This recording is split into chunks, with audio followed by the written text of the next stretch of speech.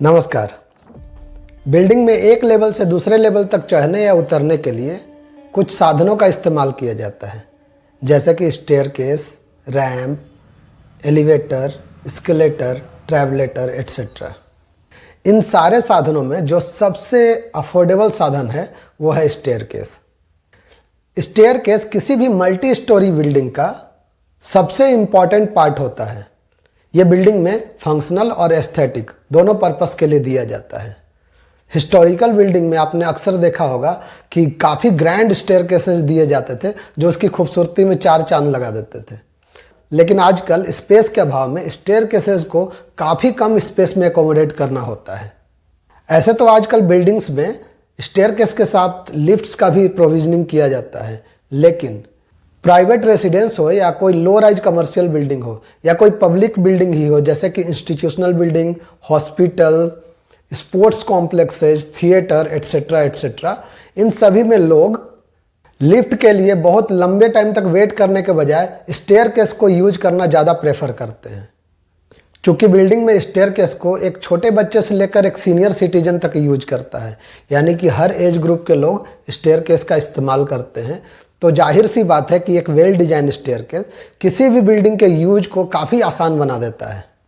तो फ्रेंड्स, आज के इस वीडियो में हम स्टेयरकेस की प्लानिंग और डिजाइनिंग से रिलेटेड सारी बातों को डिटेल में डिस्कस करेंगे, और इस वीडियो के लास्ट में मैं आपको कुछ स्पेशल टिप्स दूंगा जिसकी मदद से आप स्टेयरकेस बनाने में कभी कोई मिस्टेक कर ही नहीं सकते।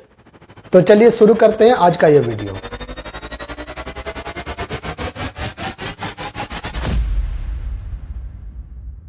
सबसे पहले हम स्टेयरकेसेस के सारे पार्ट्स को देखते हैं।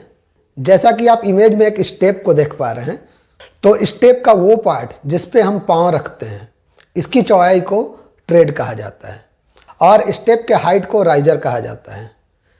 ये बताने वाली बात नहीं है, फिर भी स्टेयर की विड्थ को स्टेयरकेस विड्थ कहा जाता है। स्टेयरकेस के कुछ स्टेप्स के बाद एक चौड़ी सी ट्रेड आती है जिसे हम मिड लैंडिंग कहते हैं, और स्टेयरकेस की वो लैंडिंग जो फ्लोर के साथ मिली हुई होती है उसे फ्लोर लैंडिंग कहते हैं। जैसा कि आप कभी भी किसी स्टेयरकेस को देखते हैं, उसमें कुछ स्टेप्स के ग्रुप के बाद एक मिड लैंडिंग आती है, तो इन स्टेप्स के ग्रुप को स्टेयरकेस का एक फ्लाइट कहा जाता है। यानी कि आप जीरो लेवल से शुरू कर अगर मिड लैंडिंग तक जाते हैं तो आपने एक फ्लाइट को कवर कर लिया, और अगर मिड लैंडिंग से फिर फ्लोर लेवल तक जाते हैं तो आपने दूसरे फ्लाइट को कवर कर लिया। यहाँ आप इस इमेज में देखिए, स्टेयरकेस की फ्लाइट्स के बीच में जो गैप छोड़ा जाता है, जिसमें आमतौर पे हम रेलिंग लगाते हैं, इसे स्टेयर वेल कहा जाता है। यहाँ तक सारी बातें आप समझ गए हैं। अब हम स्टेयरकेस को साइड से देखते हैं। जैसा कि आप इमेज में देख सकते हैं, ये सारे ट्रायंगुलर पार्ट स्टेप हैं जो कई बारी बाद में भी बनाए जाते हैं। ये सारे स्टेप्स जिस स्लांटिंग स्लैब के ऊपर टिके हुए हैं उसे हम वेस्ट स्लैब कहते हैं। ये स्टेयरकेस का स्ट्रक्चरल पार्ट होता है। इसको प्रॉपर स्टेबिलिटी देने के लिए हम स्टेयरकेस के कॉर्नर्स में कॉलम देते हैं, और मिड लैंडिंग या फ्लाइट्स के साथ स्ट्रक्चरल बीम भी दिया जाता है। ये सारे कॉलम बीम और वेस्ट स्लैब एक दूसरे से कनेक्टेड होते हैं, जिससे स्टेयरकेस को प्रॉपर स्ट्रेंथ मिल पाता है, जैसा कि आप यहाँ स्क्रीन पे देख सकते हैं।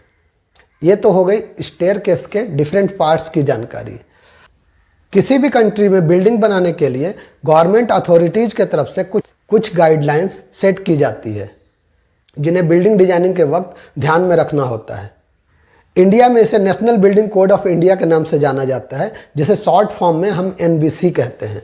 आप इसे ऑनलाइन भी सर्च कर सकते हैं। तो अगर मैं एक प्राइवेट रेसिडेंस की बात करूं, तो एज पर NBC किसी भी स्टेयरकेस का जो ट्रेड होता है वो मिनिमम 250 mm या 10 इंच रखना चाहिए। ऐसे ही राइजर की जो मैक्सिमम हाइट होती है वो 190 mm यानी कि 7.5 इंच से ज़्यादा नहीं हो सकती। लेकिन प्राइवेट रेसिडेंस को छोड़कर अन्य किसी बिल्डिंग में राइजर की मैक्सिमम हाइट 150 mm यानी कि 6 इंच तय की गई है।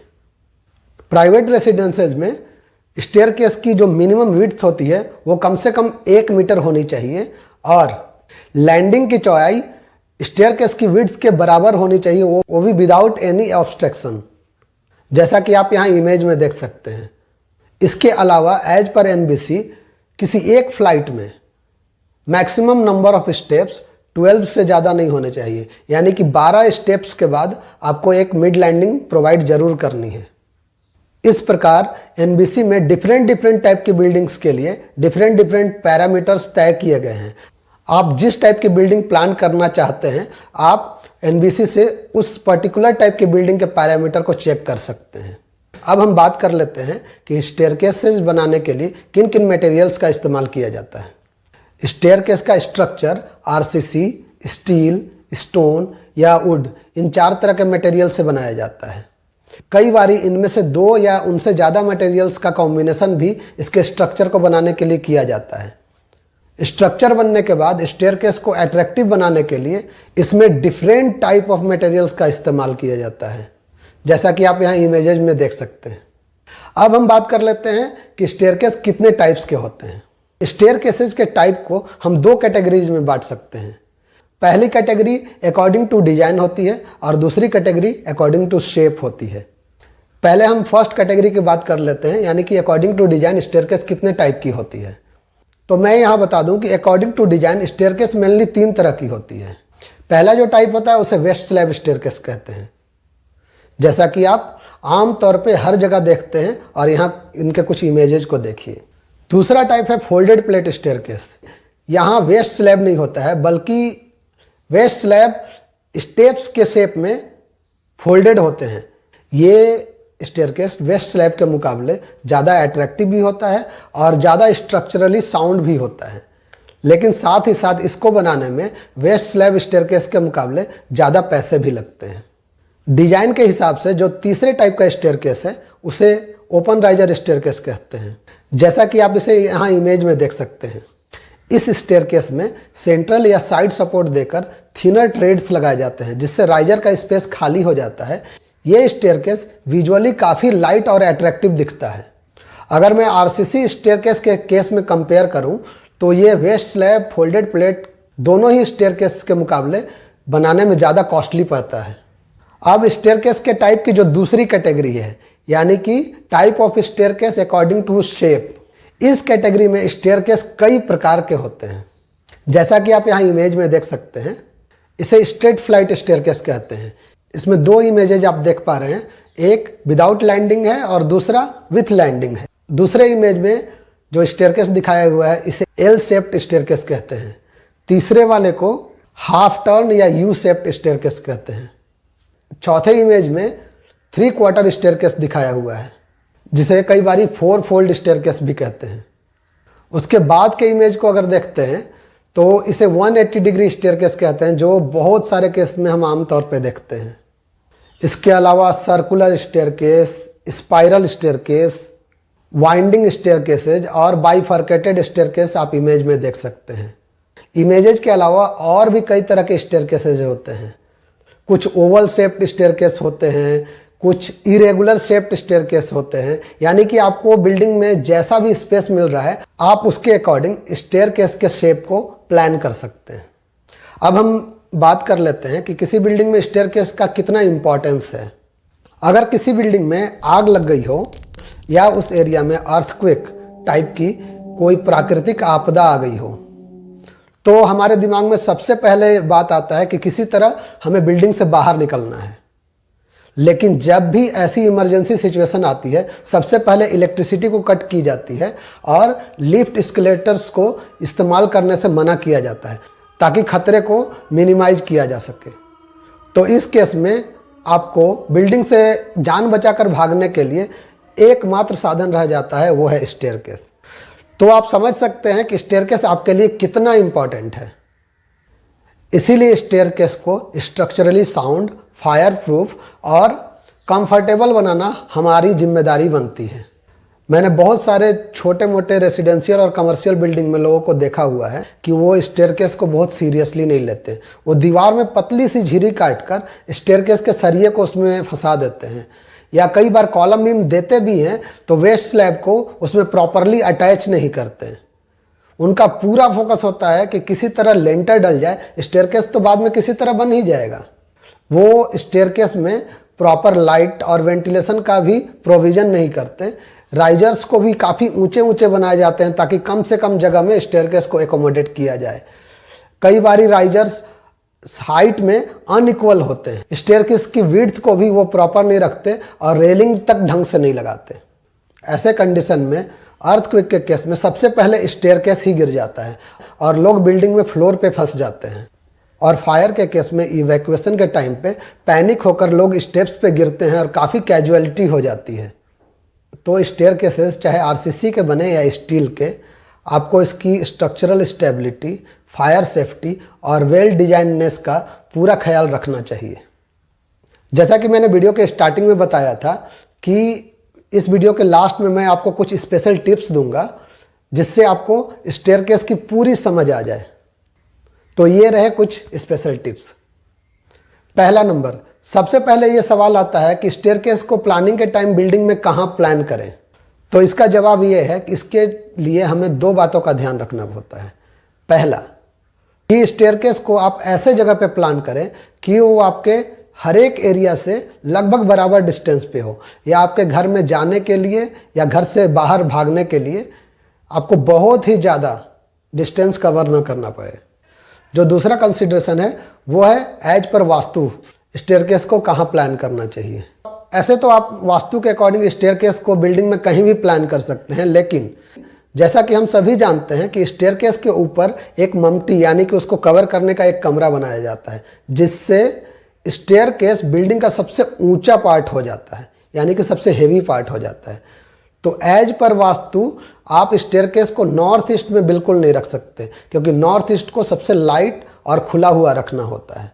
तो अब स्टेयरकेस को अगर आप साउथ या वेस्ट इन दो एरियाज में प्लेस करें तो वास्तु के अकॉर्डिंग ज़्यादा बेटर होगा। बहुत सारे लोग का कहना होता है कि वास्तु के अकॉर्डिंग स्टेयरकेस एंटी क्लॉकवाइज होना चाहिए, लेकिन बहुत सारे ऐसे लोग भी हैं जिनका ये कहना है कि नहीं स्टेयरकेस वास्तु के अकॉर्डिंग क्लॉकवाइज होना चाहिए।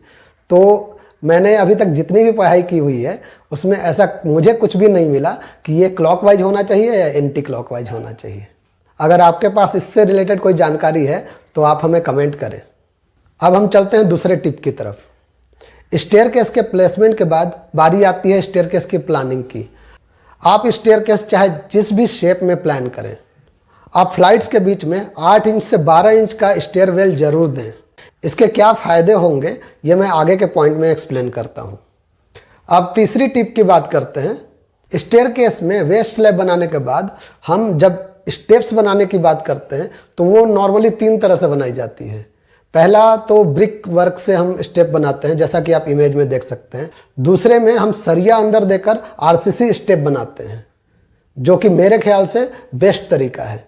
तीसरा, स्टेयरकेस के कास्टिंग के वक्त हम प्लेन कंक्रीट से ही स्टेप बनवा लेते हैं।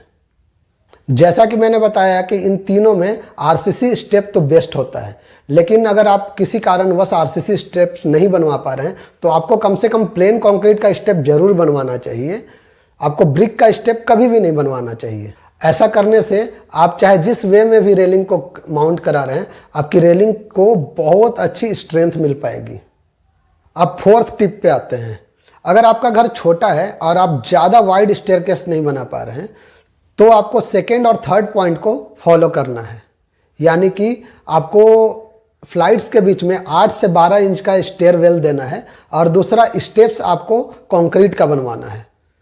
ऐसा करने से आप रेलिंग को स्टेयरकेस के साइड से माउंट करा सकते हैं, जिससे आपके स्टेप पे रेलिंग की वजह से जो 3 से 4 इंच का जगह वेस्ट हो जाता है उसको आप बचा पाएंगे और आपको कम वाइड स्टेयरकेस भी अच्छा सा खुला हुआ लगेगा।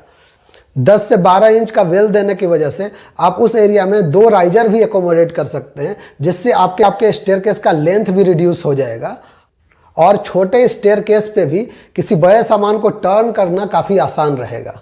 इस चीज़ को आप यहाँ स्क्रीन पे देख सकते हैं। 5वीं टिप ये है कि आप रेलिंग चाहे जिस तरीके से भी लगवाएं। अगर आप साइड माउंटेड रेलिंग लगाते हैं इंसर्ट प्लेट के साथ तो आप एंकर फास्टनर का इस्तेमाल कर सकते हैं, और अगर आपके वेस्ट स्लैब में इतनी जगह नहीं है कि आप 2 या 3 एंकर फास्टनर लगा सकते हैं तो आप यहाँ पे केमिकल फास्टनर का भी इस्तेमाल कर सकते हैं, जो आपकी रेलिंग को काफ़ी स्ट्रेंथ देगा।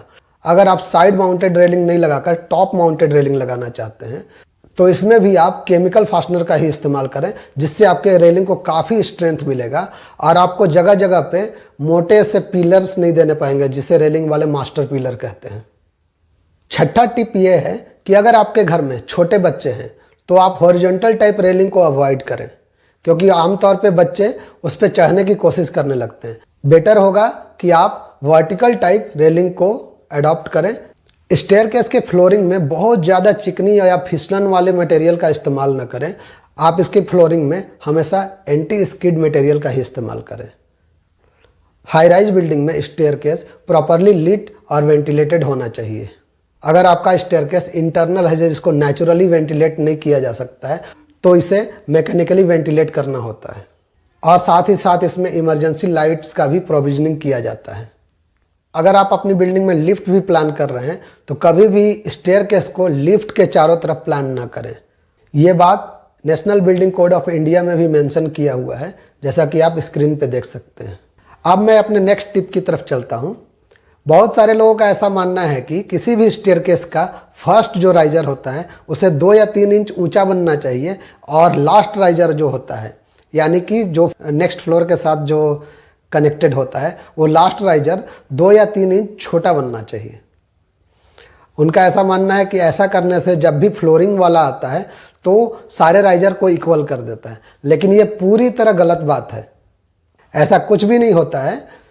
आप जब भी स्टेयरकेस का स्ट्रक्चर बनवाएं, आपको सारे राइजर इक्वल ही बनवाने हैं, क्योंकि आप फ्लोर पे अगर टाइल या पत्थर लगवा रहे हैं तो उसके लिए भी हम 2 इंच की मार्जिन रखते हैं, और स्टेयरकेस पे जो टाइल या पत्थर लगवा रहे हैं उसके लिए भी 2 इंच की मार्जिन रखते हैं। तो सारे राइजर को इक्वल ही होना चाहिए ना। नेक्स्ट टिप ये है कि अगर आपका स्टेयरकेस 4 फीट या उससे ज़्यादा है तो आप रेलिंग के दूसरी तरफ की दीवार पे एक हैंड रेल ज़रूर लगवाएं, जिससे यूजर्स को इस्तेमाल करना आसान होगा। लास्ट में मैं एक बात कहना चाहूँगा कि अगर आप अपना रेसिडेंस प्लान कर रहे हैं और आपका स्पेस अलाउ करे तो आप मिनिमम 1 मीटर चौड़ा स्टेयरकेस बनवाइए, 150 mm का राइजर और 250 mm का ट्रेड बनवाइए। सारे स्टेप्स को इक्वल बनवाइए, और आरसीसी स्टेप्स अगर आप बनवाते हैं तो बेस्ट है। कम से कम प्लेन कंक्रीट स्टेप तो ज़रूर बनवाइए। ब्रिक स्टेयरकेस में प्रॉपर लाइट और वेंटिलेशन का प्रोविज़न करें, और एक इमरजेंसी लाइट को ज़रूर प्रोवाइड कराएं। आज के वीडियो में बस इतना ही। अगर आपने इस वीडियो को यहाँ तक देखा है तो आप स्टेयरकेस के बारे में काफ़ी कुछ जान चुके हैं। उम्मीद करता हूँ कि आज का ये वीडियो काफ़ी इन्फॉर्मेटिव रहा होगा। आप इस वीडियो को ज़्यादा से ज़्यादा लोगों को शेयर करें, ताकि जो भी लोग स्टेयरकेस बनवा रहे हैं या अपने बिल्डिंग की प्लानिंग करवा रहे हैं वो एक बेटर स्टेयरकेस अपने लिए बनवा सकें। अगर आप हमारे चैनल पर नए हैं या अभी तक आपने हमारे चैनल को सब्सक्राइब नहीं किया है तो आप मेरे चैनल को सब्सक्राइब करें, साथ ही साथ बेल आइकन को भी प्रेस कर दें, ताकि जब भी हम एक नई वीडियो के साथ आएँ सबसे पहले उसका नोटिफिकेशन आपको मिल जाए। तो मिलते हैं नेक्स्ट वीडियो में एक नए टॉपिक के साथ। तब तक के लिए धन्यवाद।